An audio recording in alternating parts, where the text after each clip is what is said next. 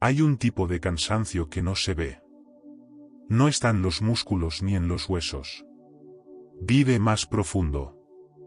Se esconde en el pecho, en la respiración corta, en ese suspiro que aparece cuando alguien te pregunta cómo estás y respondes bien, aunque por dentro algo no encaje. Es el cansancio de quien ha intentado cambiar muchas veces. De quien leyó libros, escuchó audios, hizo cursos, rezó, visualizó, esperó.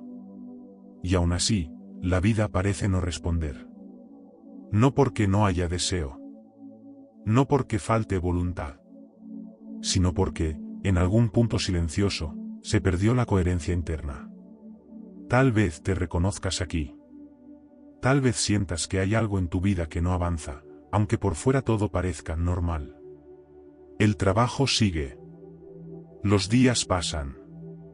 Las personas te ven funcionando. Pero por dentro hay una sensación persistente, algo no está alineado.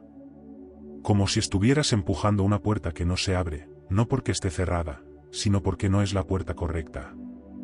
Y eso duele. Duele porque cansa intentarlo todo y no entender por qué nada termina de encajar. Neville Goddard usaba una analogía muy simple, casi cotidiana. Decía que la vida funciona como un espejo. Y que el gran error humano es pararse frente a ese espejo y pedirle que cambie la imagen. Que sonría más. Que muestre otra escena. Pero el espejo no responde a pedidos. El espejo responde a posturas. Cambias tu postura interna, y la imagen cambia sola. No antes. No después. Al mismo tiempo. Y quizá ahí empiece una verdad incómoda, pero liberadora, no es la vida la que no responde. Es el cuerpo interno el que aún no se ha movido. Joe Dispenza lo explica desde la neurociencia emocional con una claridad que, a veces, duele escuchar. El cuerpo aprende el pasado. Se acostumbra a ciertas emociones, a ciertos niveles de estrés, de preocupación, de resignación. Y sin darnos cuenta, nos volvemos adictos a ese estado. El cuerpo se vuelve fiel a lo conocido, incluso cuando lo conocido duele. Entonces la mente puede desear un futuro distinto, puede imaginarlo, soñarlo, escribirlo, pero el cuerpo sigue viviendo ayer. Y cuando el cuerpo vive en el pasado, el futuro no encuentra dónde instalarse. Esto no es un fallo personal. No es debilidad. No es falta de espiritualidad. Es biología emocional. Es memoria corporal. Es un sistema nervioso que aprendió a sobrevivir, no a expandirse. Por eso tantas personas sienten que hacen todo bien y aún así nada cambia. Porque están intentando crear una vida nueva con un cuerpo que aún no se siente seguro fuera de la vieja identidad. Aquí aparece otra trampa silenciosa de nuestra época, la espiritualidad performativa. Esa que estimula la mente, pero no transforma el sistema nervioso. Frases bonitas. Conceptos elevados. Ideas inspiradoras. Todo eso puede emocionar por un momento. Pero si no baja al cuerpo, si no reorganiza la respiración, el tono interno, la relación con el miedo, se queda en la superficie. Es como pintar una casa cuyos cimientos siguen agrietados. Por fuera parece nueva. Por dentro sigue temblando. Y entonces llegamos a 2026. Un número. Un año. Una promesa simbólica que muchas personas cargan como si fuera una última oportunidad. El próximo año todo cambia. Pero 2026 no es mágico por sí mismo. No es una puerta automática. No es un reset universal. 2026 es un umbral. Un símbolo. Representa algo más profundo, la posibilidad de ensayar una nueva identidad antes de exigir resultados. Porque ningún futuro se manifiesta de golpe. Todo futuro se ensaya primero, en silencio, en el cuerpo, en los pequeños gestos diarios. Cambiar de vida no empieza cuando cambian las circunstancias. Empieza cuando cambia la relación que tienes con tu estado interno. Cuando dejas de empujarte. Cuando dejas de exigirte sentir algo que tu cuerpo aún no puede sostener. Cuando comprendes que no se trata de querer más fuerte, sino de habitar distinto. De moverte distinto por dentro. De respirar distinto frente a los mismos problemas. Tal vez esta introducción no te trae respuestas inmediatas. Y está bien. No estamos aquí para prometer atajos. Estamos aquí para mirar con honestidad lo que casi nadie nombra. Para entender por qué la ley de la atracción no falla, pero sí se malinterpreta. Para reconocer que no se trata de pensar mejor, sino de sentir con más coherencia. De alinear mente, cuerpo y emoción en la misma dirección, sin violencia interna.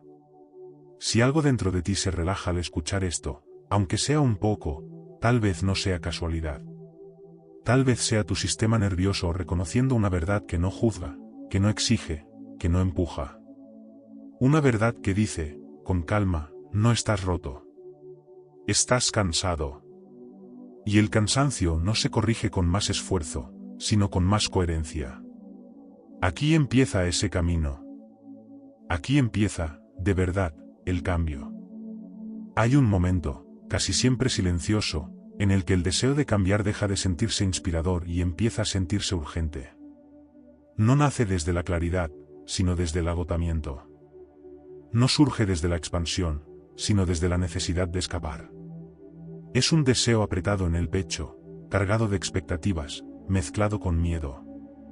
Y aunque parezca paradójico, ese tipo de deseo no libera, tensa. No abre caminos, activa alarmas internas. Muchas personas, especialmente después de cierta edad, no desean cambiar para evitar algo nuevo, sino para dejar de sentir lo que sienten. Quieren moverse porque duele quedarse. Quieren otra vida porque esta pesa. Y aunque ese impulso es comprensible, incluso humano, tiene una vibración muy particular, la vibración de la supervivencia.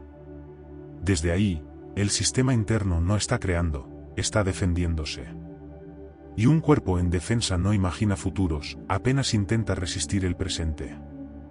El cuerpo no entiende de metas ni de fechas simbólicas. El cuerpo entiende de seguridad. Cuando el deseo de cambio está impregnado de urgencia emocional, el sistema nervioso no lo traduce como oportunidad, sino como amenaza. Se activa la vigilancia. Se acelera la respiración. Aparece la tensión constante, aunque no siempre consciente. Y entonces ocurre algo sutil pero decisivo, la biología entra en modo protección, justo cuando la mente quiere expansión. Existe una idea poco comprendida que atraviesa tanto la ciencia como la espiritualidad profunda: el campo de posibilidades no responde a la intensidad del deseo, sino a la estabilidad del estado interno. Cuando una persona vive emocionalmente desregulada, aunque piense en positivo, su señal interna es incoherente. El mensaje que emite no es «estoy listo para algo nuevo», sino «necesito que algo cambie para sentirme a salvo». Y esa diferencia lo cambia todo. Desde ese lugar, la mente puede crear visiones brillantes del futuro, pero el cuerpo no las reconoce como reales. No las siente posibles. No las siente habitables. Por eso tantas personas sienten entusiasmo al principio, y con el tiempo, frustración. No porque hayan fallado, sino porque estaban intentando sostener una visión futura con una biología anclada en el pasado. Y el pasado, cuando no ha sido integrado, siempre tira más fuerte. Mientras el cuerpo siga funcionando desde la defensa, la mente no puede sostener una visión futura auténtica. Puede imaginarla, sí. Puede desearla. Pero no puede encarnarla. Y encarnar es la clave. Porque la vida no responde a lo que se desea en abstracto, sino a lo que se vive como normal por dentro. Lo normal interno marca el límite invisible de lo posible. Este cansancio invisible no siempre se manifiesta como tristeza. A veces aparece como irritabilidad. O como apatía. O como una hiperactividad constante que no deja espacio al silencio. O como una sensación de estar siempre preparándose para algo que nunca termina de llegar. Es el cansancio de sostener una identidad que ya no encaja, pero que aún no sabe cómo soltarse sin miedo. Aquí aparece una imagen poderosa: intentar sembrar un bosque mientras el suelo sigue en llamas. No importa cuántas semillas se planten ni cuán fértil parezca la intención. Mientras el fuego siga activo, nada puede echar raíces. El fuego, en este caso, no es un enemigo externo. Es la activación constante del sistema interno. Es la urgencia. Es la presión. Es la sensación de que el tiempo se acaba y algo debe cambiar ya. Cuando la conciencia se amplía lo suficiente, se vuelve evidente algo que antes pasaba desapercibido. No todo deseo de cambio nace desde la verdad interior. Algunos nacen desde el miedo a quedarse donde uno está. Y ese miedo, aunque comprensible, necesita ser reconocido antes de intentar cualquier transformación profunda. No para eliminarlo, sino para escucharlo. Para entender qué está pidiendo realmente. Muchas veces no pide una vida nueva. Pide descanso. Pide regulación. Pide seguridad emocional. Pide sentir que no todo depende del esfuerzo constante. Cuando esa necesidad es ignorada, el deseo se vuelve exigente, duro, inflexible. Cuando es reconocida, el deseo se suaviza. Se vuelve más claro. Más honesto. Menos reactivo. Cambiar de vida no empieza con un salto, sino con un descenso. Un descenso hacia el cuerpo. Hacia las sensaciones. Hacia los estados emocionales que se repiten. Hacia las reacciones automáticas que parecen pequeñas, pero que sostienen todo el edificio interno. Ahí se descubre si el deseo nace desde la conciencia o desde la supervivencia. Cuando nace desde la conciencia, no hay prisa. Hay presencia. No hay desesperación, hay dirección. No hay lucha interna, hay coherencia. Y esa coherencia, aunque no haga ruido, es profundamente magnética. Porque es estable. Porque es real. Porque el cuerpo, por primera vez en mucho tiempo, deja de resistirse al futuro y empieza a reconocerlo como un lugar posible. Este capítulo no busca empujar a nadie a cambiar más rápido. Busca algo más sutil y más profundo, permitir que el cansancio invisible sea visto, comprendido y desactivado. Porque cuando el fuego se apaga, el suelo se enfría. Y cuando el suelo se enfría, sembrar deja de ser un acto desesperado y se convierte, por fin, en un acto natural. Durante mucho tiempo se ha repetido una idea que suena lógica, incluso seductora: si lo piensas lo suficiente, si lo visualizas con claridad, si lo sostienes en tu mente, llegará. Esta idea ha viajado de libro en libro, de vídeo en vídeo, hasta instalarse como una verdad incuestionable. Y, sin embargo, para muchas personas ha sido una fuente silenciosa de frustración. Porque piensan, imaginan, afirman, y la vida no se mueve. No como esperaban. No como prometía el discurso. El problema no está en el pensamiento. El problema está en colocarlo como origen. Cuando el pensamiento se convierte en el punto de partida absoluto, todo lo demás queda subordinado a él. El cuerpo, la emoción, la historia personal, el sistema nervioso, pasan a segundo plano. Y ahí nace una distorsión profunda: creer que la realidad responde a lo que se imagina, cuando en verdad responde a lo que se encarna. Imaginar un cambio es fácil. El cerebro humano es extraordinario para crear escenas, posibilidades, futuros ideales. Puede hacerlo incluso mientras el cuerpo está tenso, cansado o en alerta. Pero el cuerpo no vive en la imaginación.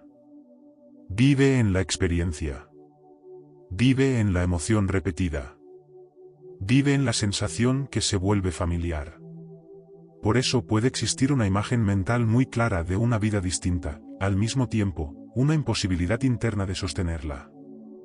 Joe Dispenza lo explica con una precisión que incomoda, porque desmonta muchas ilusiones bien intencionadas. La mente puede adelantarse al futuro, pero el cuerpo tarda. El cuerpo necesita repetición emocional para aceptar algo como real. Y mientras no lo haga, seguirá reaccionando desde lo conocido. Esa brecha entre lo que la mente imagina y lo que el cuerpo acepta es lo que se siente como incoherencia. Y la incoherencia no es castigo, es señal. En ese espacio aparecen fenómenos muy sutiles. Personas que repiten afirmaciones con disciplina, pero lo hacen desde una emoción de autoexigencia. O desde culpa. O desde una sensación de no ser suficiente todavía. Las palabras suenan positivas, pero el tono interno no lo es. Y el cuerpo escucha el tono, no las palabras. El cuerpo responde a la emoción que acompaña al pensamiento, no al contenido del pensamiento en sí. Por eso, a veces, cuanto más se intenta pensar bien, más tensión aparece. No porque pensar sea malo, sino porque se está usando el pensamiento para empujar un sistema que no se siente listo. Como si la mente intentara arrastrar al cuerpo hacia un lugar donde aún no confía. Y cuando eso ocurre, el cuerpo se defiende. Se cierra. Se cansa. Se desconecta. La ley de la atracción, vista desde esta profundidad, deja de ser una técnica mental y se revela como una ley de coherencia. No atrae lo que se desea intensamente, sino lo que se vive internamente como posible, familiar, seguro. Lo que llega no es lo que se imagina en momentos de inspiración, sino lo que se sostiene en los pequeños actos cotidianos, en las decisiones mínimas, en los silencios, en la forma de habitar el propio cuerpo. Hay una música que solo se oye cuando el instrumento está afinado. La partitura puede ser perfecta, brillante, compleja. Pero si el instrumento está desafinado, el sonido no acompaña la intención. La vida funciona de forma similar. El pensamiento es la partitura. El cuerpo emocional es el instrumento. Y la realidad es el sonido que emerge. No hay castigo en esto.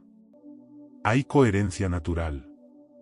Por eso, observar qué emociones sostienen las decisiones pequeñas revela más sobre el proceso de manifestación que cualquier visualización grandiosa. La forma en que alguien se alimenta cuando está cansado. La manera en que se habla internamente cuando algo no sale bien. El tipo de silencios que tolera o evita.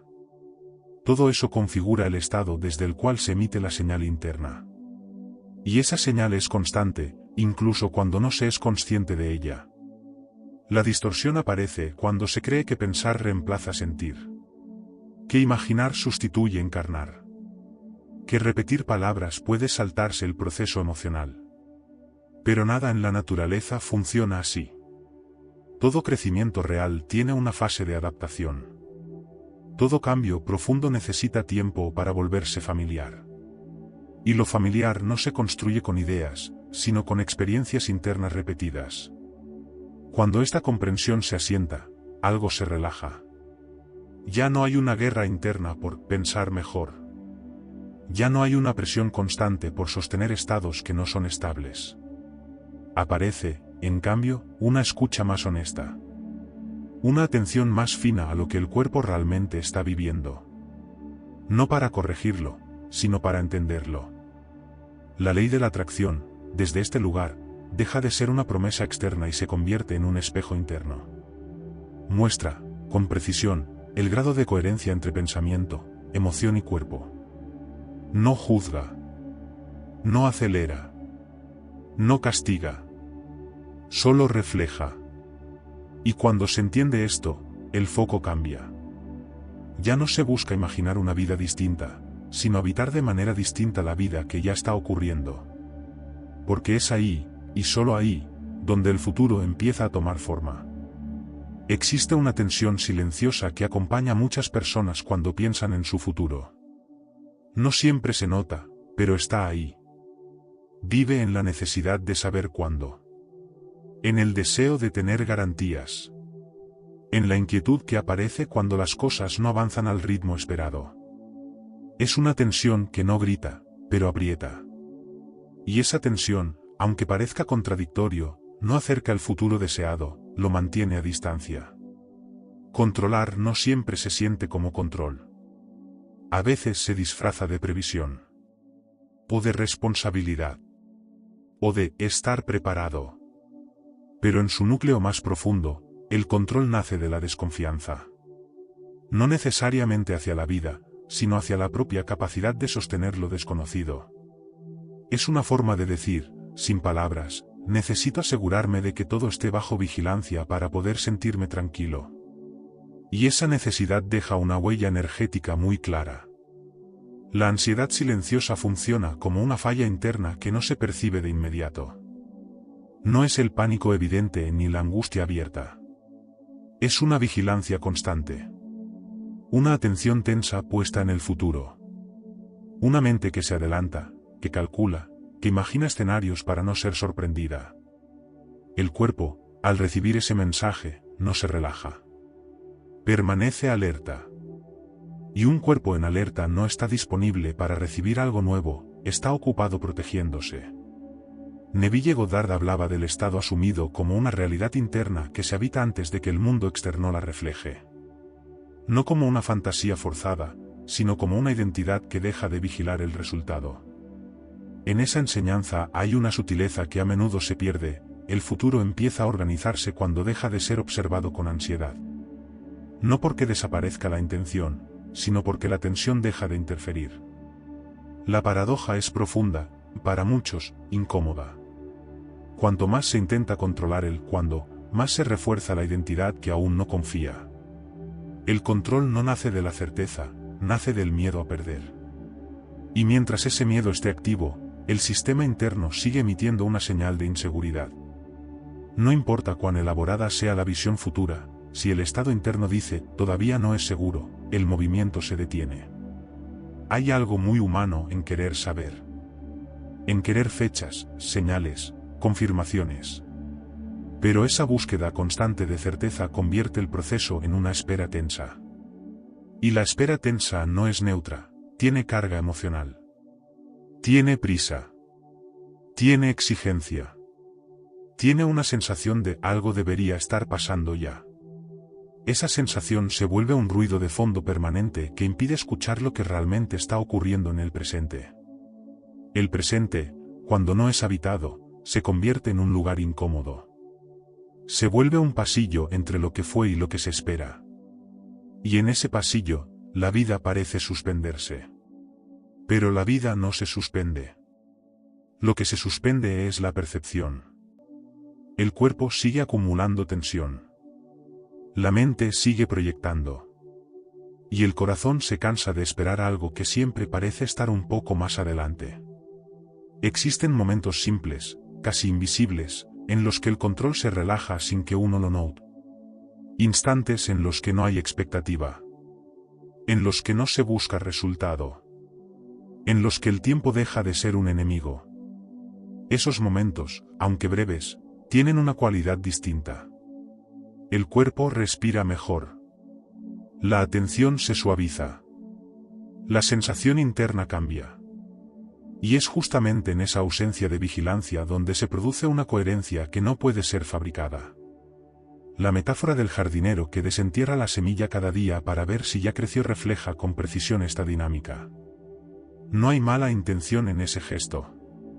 Hay deseo. Hay cuidado. Pero también hay impaciencia.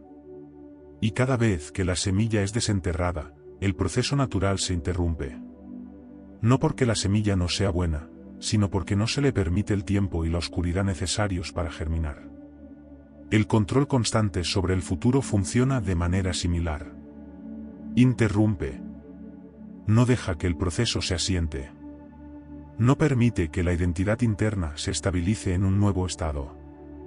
Y sin estabilidad, no hay manifestación sostenida.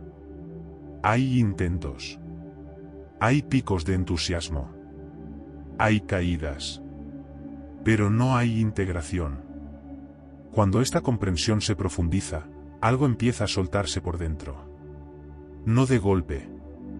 No como un acto heroico. Sino como una exhalación larga. El futuro deja de ser una carrera y empieza a sentirse como una consecuencia natural de un estado interno más confiado. No porque todo esté claro, sino porque ya no todo necesita ser controlado. La vigilancia constante consume energía. El cuerpo lo sabe. Por eso el cansancio no siempre viene del esfuerzo físico, sino de la tensión mental sostenida. De sostener escenarios. De anticipar. De corregir mentalmente un mañana que aún no existe. Al soltar esa vigilancia, la energía no se pierde, se redistribuye. Y esa redistribución cambia la señal interna. Cuando el control se debilita, no aparece el caos. Aparece algo mucho más sutil, presencia. Y la presencia no empuja. No exige. No corre. Simplemente está. Y en ese estar, el sistema interno empieza a sentir algo que había olvidado: seguridad sin garantía. Confianza sin pruebas. Coherencia sin esfuerzo. Desde ahí, el futuro ya no necesita ser forzado. Comienza a alinearse como lo hace todo en la naturaleza, cuando las condiciones internas son las adecuadas. Sin ruido. Sin prisa. Sin vigilancia constante. Como una semilla que, finalmente, puede crecer porque nadie la está desenterrando para comprobar si ya es un árbol. Durante mucho tiempo se ha creído que cambiar internamente implica empujar, insistir, corregirse. Como si la transformación fuera una especie de entrenamiento duro donde solo sobrevive quien se exige más. Esta idea, aunque normalizada, deja una huella profunda. El cuerpo aprende que el cambio no es un lugar seguro, sino un territorio de presión. Y cuando el cuerpo asocia el cambio con tensión, se resiste. No por rebeldía, sino por protección. Existe una dimensión poco comprendida en los procesos de manifestación profunda: el cuerpo necesita sentirse a salvo dentro de la nueva identidad antes de poder sostenerla. No basta con desear algo distinto ni con entenderlo mentalmente. Si el sistema nervioso percibe la nueva versión de uno mismo como inestable, incierta o peligrosa, activará mecanismos de retorno. Y ese retorno no siempre es consciente. A veces se manifiesta como cansancio. O como distracción. O como pérdida de motivación. O como una inexplicable sensación de bloqueo. Joe Dispenza ha señalado con claridad que el cambio real ocurre cuando una emoción futura se vuelve familiar en el sistema nervioso. Familiar no significa intensa. Significa reconocible. Habitable. Sostenible. El cuerpo no necesita emociones elevadas constantes. Necesita estabilidad emocional suficiente para no entrar en alerta. Cuando esa estabilidad aparece, aunque sea en pequeñas dosis, algo empieza a reorganizarse desde adentro. El problema surge cuando se busca forzar estados que el cuerpo aún no sabe sostener. Estados de entusiasmo permanente. De gratitud intensa. De calma absoluta. Cuando esos estados se persiguen sin haber consolidado primero una base de seguridad interna, se convierten en una nueva forma de exigencia. Y el cuerpo, una vez más, aprende que no es suficiente. Que todavía falta. Que hay que hacerlo mejor. Esa narrativa, aunque sutil, refuerza la antigua identidad en lugar de transformarla. El cuerpo aprende por repetición, no por convencimiento. Aprende por experiencia directa, no por conceptos. Cada vez que una persona logra permanecer en un estado emocional neutro, estable, sin lucha interna, se está reprogramando algo profundo. No es un momento espectacular. No genera euforia. Pero deja una huella. Y esa huella, con el tiempo, se acumula. La seguridad no llega de golpe. Se construye. Se teje en lo cotidiano. En la respiración que no se acelera ante un pensamiento incómodo. En la pausa que aparece antes de reaccionar. En la capacidad de permanecer con una emoción sin intentar corregirla de inmediato. Esos momentos enseñan al cuerpo algo fundamental: no pasa nada malo si no me empujo. No pasa nada malo si no controlo. No pasa nada malo si no llego todavía. Cuando esa enseñanza se repite, el sistema nervioso empieza a relajarse. Y un sistema relajado es creativo. Es flexible. Está disponible para nuevas experiencias. Desde ahí, la idea de una nueva vida deja de sentirse lejana o amenazante. Empieza a sentirse posible. No porque esté clara, sino porque ya no activa miedo. Hay un error frecuente que aparece en muchos procesos internos: buscar estados elevados sin haber estabilizado primero la calma. La calma no es ausencia de emoción. Es ausencia de amenaza. Es la sensación de que, incluso en medio de la incertidumbre, algo dentro está sosteniendo. Sin esa base, los estados elevados se vuelven frágiles, efímeros, difíciles de mantener. Y cada caída refuerza la sensación de fracaso. Cuando la calma se vuelve más habitual, aunque sea de manera intermitente, el cuerpo empieza a confiar. Y cuando el cuerpo confía, la mente deja de empujar. Aparece una cooperación interna que antes no existía. Pensamiento, emoción y cuerpo dejan de tirar en direcciones opuestas. No porque todo esté resuelto, sino porque ya no hay guerra interna. Existe una imagen que ayuda a comprender este proceso con suavidad. Antes de volar, el ave fortalece las alas. No practica el deseo de altura. Practica el sostén. Practica el equilibrio. Practica la fuerza necesaria para no caer. Solo cuando ese aprendizaje está integrado, el vuelo ocurre de manera natural. No forzada. No apresurada. La reprogramación profunda funciona de la misma forma. No es un acto heroico ni una decisión repentina.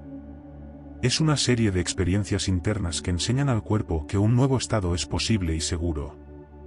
Cada vez que el cuerpo reconoce esa seguridad, aunque sea por segundos, se amplía el rango de lo posible. Y lo que antes parecía inalcanzable empieza a sentirse cercano.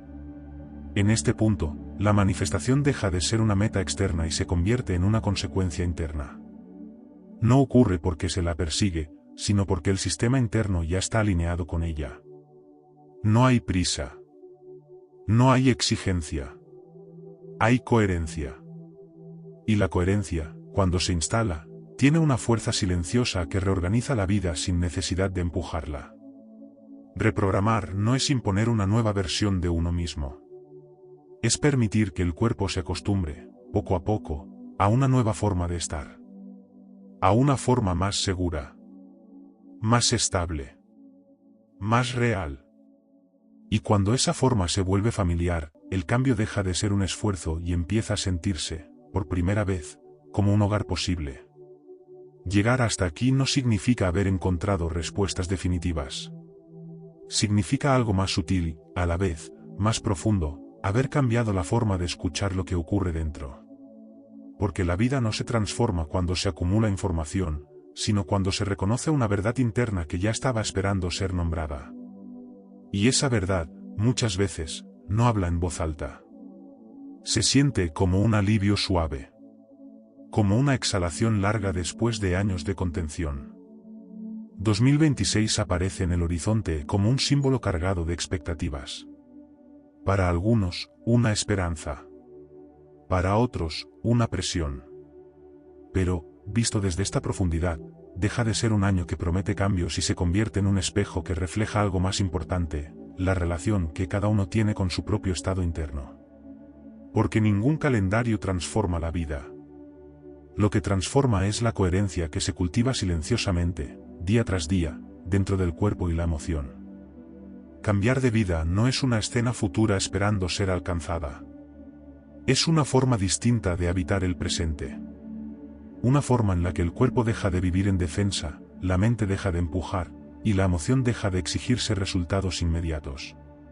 Cuando esa forma se estabiliza, aunque sea de manera imperfecta, algo esencial se ordena. Y lo que antes parecía bloqueado comienza a moverse sin esfuerzo visible.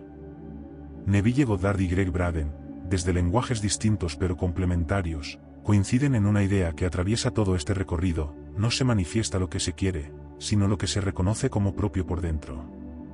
Lo conocido internamente se vuelve el marco de lo posible. Y ampliar ese marco no requiere lucha, sino familiaridad. No exige intensidad, sino presencia sostenida. La ley de la atracción, entendida desde este lugar, deja de ser una promesa externa y se revela como una ley de resonancia emocional sostenida. No responde a momentos de entusiasmo aislado ni a esperanzas repetidas, sino a estados internos que se vuelven estables. Estados que el cuerpo aprende a habitar sin entrar en alerta. Estados que no necesitan ser demostrados ni vigilados. Cuando esa resonancia se consolida, la vida empieza a reflejarla de maneras sutiles. No siempre con grandes eventos inmediatos. A veces con cambios de percepción. Con decisiones que antes parecían imposibles y ahora surgen sin conflicto. Con relaciones que se reorganizan.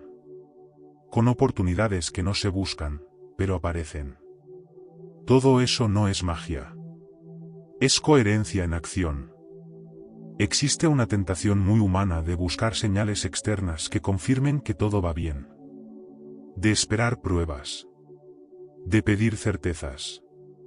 Pero llega un punto en el que esa búsqueda se vuelve innecesaria. Porque la señal más clara no viene de afuera. Viene de la sensación interna de estar en casa dentro de uno mismo. De sentir que, incluso sin garantías, hay una base interna confiable desde la cual moverse. Convertirse en un entorno interno confiable no es un logro espectacular. Es una sensación tranquila. Es la experiencia de no abandonarse en los momentos de duda. De no empujarse cuando el cuerpo pide pausa. De no traicionarse para cumplir con una expectativa ajena o autoimpuesta. Esa confiabilidad interna crea un campo distinto. Un campo donde el futuro no necesita ser forzado para manifestarse. La metáfora final es simple y profunda a la vez. Cuando el lago está agitado, el cielo no puede reflejarse en su superficie. No importa cuán vasto o hermoso sea el cielo. La agitación distorsiona la imagen. Pero cuando el lago se calma, sin esfuerzo, el reflejo aparece. No porque el cielo haya cambiado, sino porque el agua dejó de moverse.